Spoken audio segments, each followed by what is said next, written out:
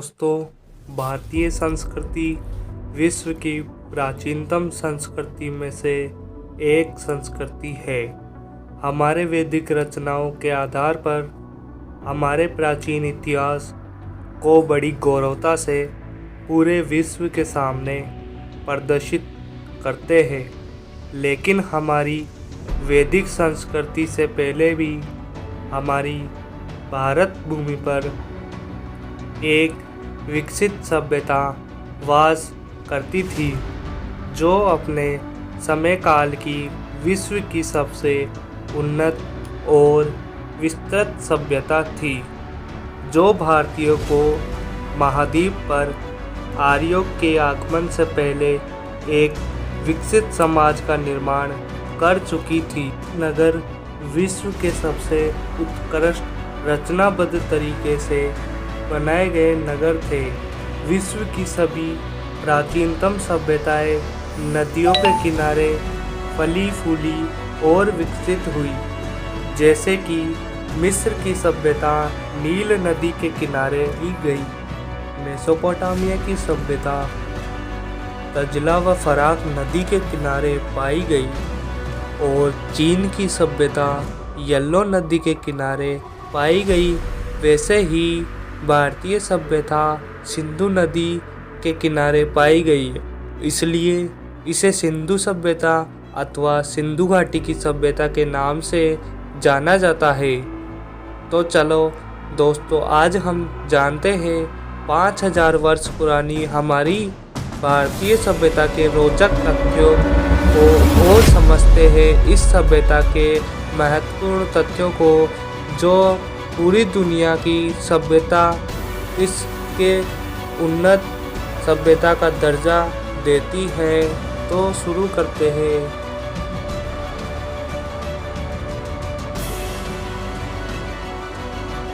तो सन 1826 में sir Charles mason नाम के एक अंग्रेज शख्स भारत के उत्तर पश्चिम का दौरा कर रहे थे, जो कि आज के पाकिस्तान का पंजाब प्रांत थे। उन्होंने वहां के हड़प्पा क्षेत्र में जमीन के नीचे दबे पुरातन अवशेषों का निरीक्षण किया और सन 1842 में लेख लिखकर सर्वप्रथम दुनिया के सामने इस बात को प्रदर्शित किया। उसके बाद सन 1853 से 1856 के बीच कराची और लाहौर के बीच जब रेलवे लाइन का निर्माण कार्य शुरू हुआ, तब रेलवे इंजीनियर बल्टन बंधु, जिनका नाम जेम्स आर विलियम बल्टन था, उन्हें हड़प्पा में मजबूत ईंटों का पता चला। अति प्राचीन खंडरों के अवशेष के रूप में प्रांत इन ईंटों का इस्तेमाल उन्होंने रेलवे लाइन की पटरी के निर्माण में किया। उसके बाद सन 1856 में अलेक्जेंडर कनिंघम नाम के शख्स ने हड़प्पा का निरीक्षण करके मानचित्र बनाया।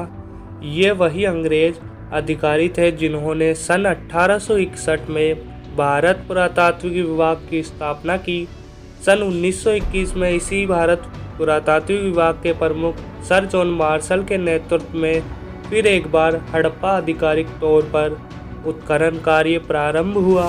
भारतीय शोधकर्ता दयाराम साहनी ने सन 1921 के उत्खनन कार्य शुरू किया और सन 1922 में राखलदास बनर्जी ने सिंध प्रांत के मोहनजोदड़ो के उत्खनन कार्य शुरू किया।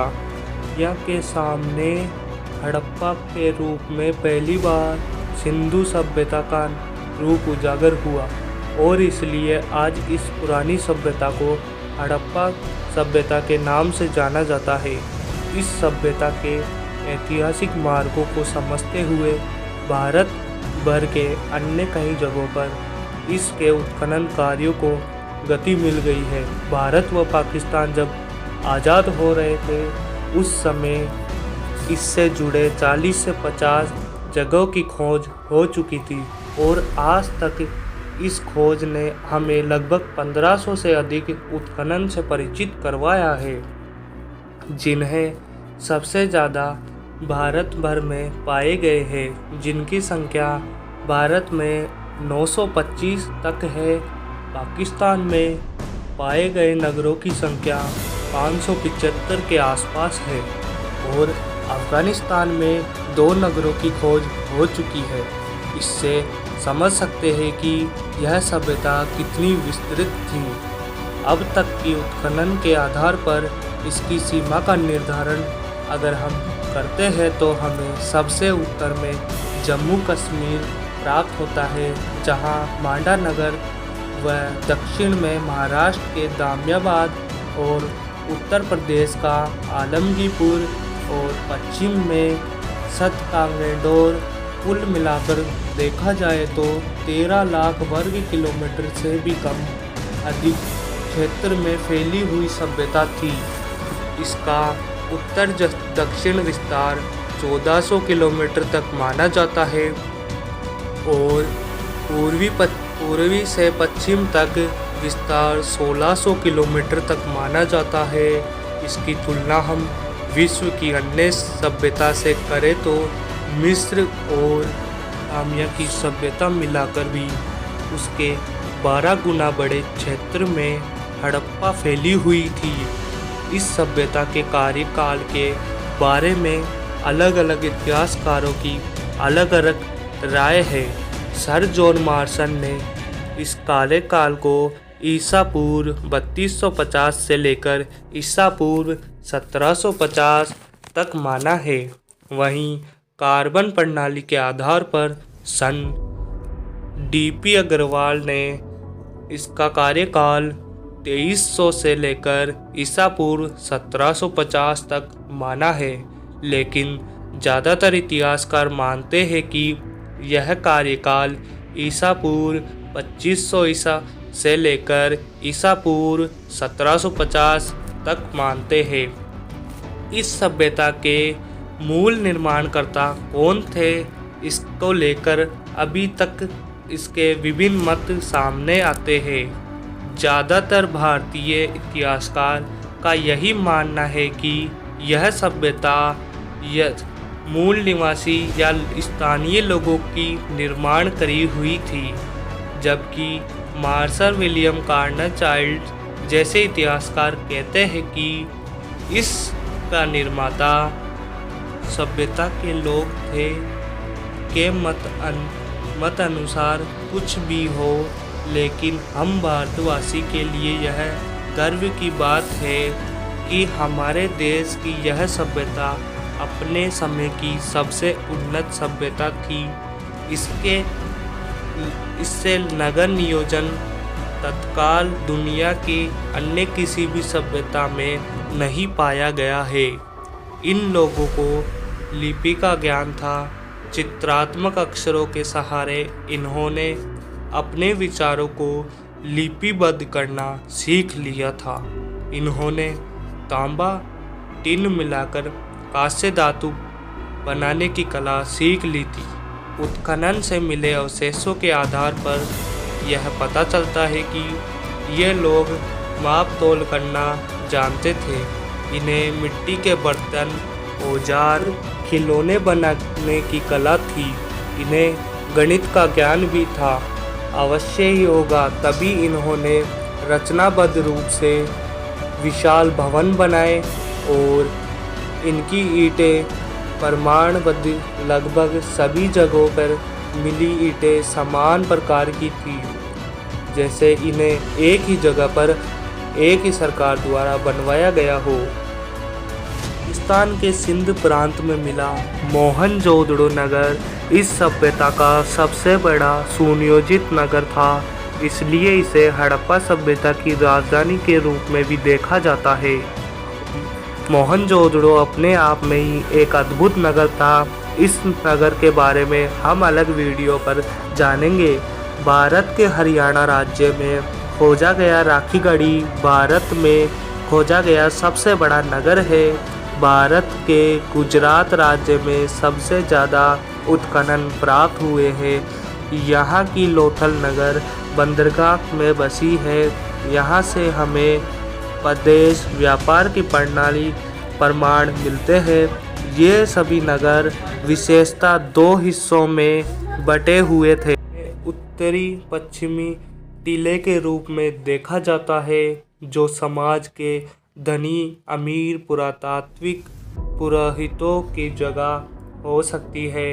इसे दुर्ग भी कहते हैं। दूसरा नीचे का हिस्सा, जिसमें किसान मजदूर जन सामान्य वर्ग की रहने की जगह पाई गई है, यह हिस्सा नीचे की ओर पाया गया है।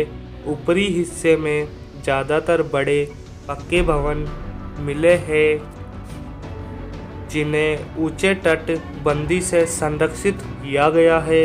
इसकी तुलना में भी नीचे के हिस्से के छोटे व कच्चे ईंट के बने मकान दिखाई पड़ते हैं, जो तटबंदी के संरक्षित भी नहीं है। इन सभी नगरों में एकमात्र नगर ऐसा पाया जाएगा जो 2 की जगह 3 हिस्सों में विभाजित है। नाम धोलावीरा है, जो गुजरात राज्य में स्थित है। इसमें तीसरा हिस्सा पूर्वी व पश्चिम के बीच है, जो माध्यमा के नाम से जाना जाता है। ये व्यापारी वर्ग के लिए बनाया गया क्षेत्र मालूम पड़ता है। हड़प्पा सभ्यता के नागरिक से रास्ता विशेष प्रशंसनीय है, क्योंकि वे नियमित वचनबद्ध तरीके से एक दूसरे से समकोण में काटते हैं। रास्तों की इस पद्धति को ग्रिड पद्धति के नाम से जाना जाता है। मुख्य रास्ता 10 किलोमीटर तक चौड़ा पाया गया है और उससे मिलने वाले अन्य रास्ते 3 से 4 मीटर तक चौड़े पाए गए हैं। गलियों खुलते दिखाई पड़ते हैं। घर घर में कुआं, स्वच्छता और जल निकासी के लिए नालियां मिलती है, जो मुख्य नाली से जुड़कर पानी को शहर से बाहर निकाल देती है। ये सभी नालियां ऊपर से ढकी हुई दिखाई देती है, जो आज भी सुव्यवस्थित दिखाई देती है। यह सभ्यता विशेष रूप से अपने सामूहिक स्नानघरों, सभाघरों, विशाल अन्न भंडार और गोदाम के लिए प्रशस्त